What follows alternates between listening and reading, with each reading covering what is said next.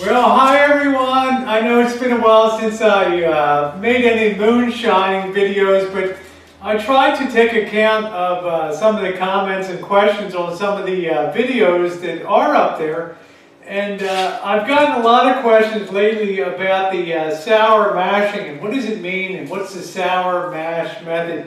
Well, the sour mash method, if you're going to be a moonshiner, is something that you really want to learn something about because it can help you make a tastier product and an amazing product because of two things. Number one, it helps you ferment tremendously because the sour mashing automatically goes a long way towards adjusting the pH or the acid-alkaline balance of your mix. And number two, it makes a better tasting product with deeper flavor.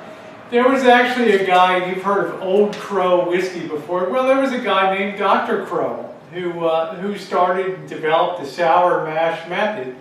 And I don't know quite what the connection was between medicine and doctoring and whiskey, except to know that whiskey had medicinal use, right? Especially in the 1800s, the early 1900s. So any good doctor always had a good bottle of whiskey on hand, not only for his patients, but once in a while as a fortifier for himself.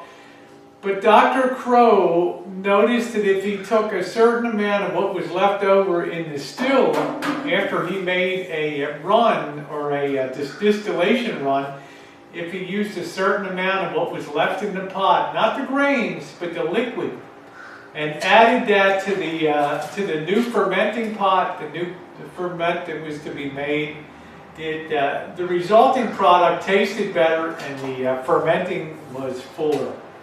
A lot of my friends that do moonshining, and I have a lot of friends on YouTube that do, and I have a lot of friends on Facebook that do it, and a lot of them do it in a very casual way, and they have difficulties with the fermenting process and the distillation process.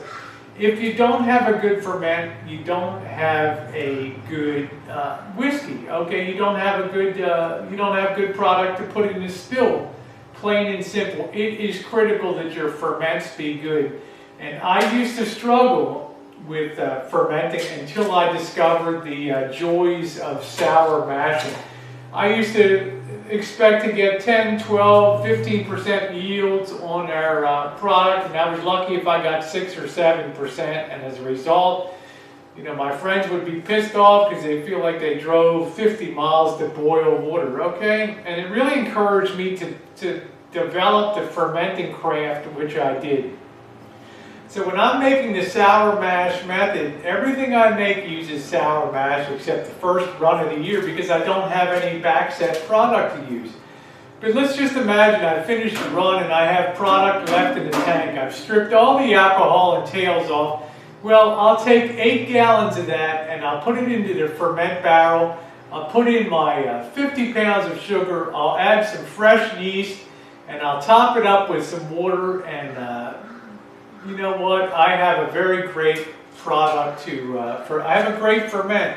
I don't worry about sterilization. How many hillbillies are out there sterilizing their rigs and stuff? There's so many guys that get so caught up in the minutiae of trying to make moonshine that they forget that if a hillbilly can do it like me, a trainee hillbilly like me, anybody can do it, okay?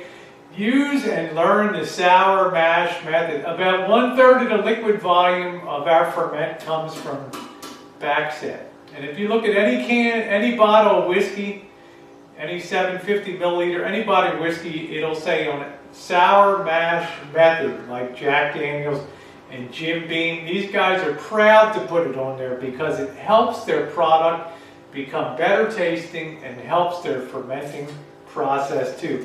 I hope this helps you as we discuss more about some of the intricacies of moonshining. Thanks so much for watching.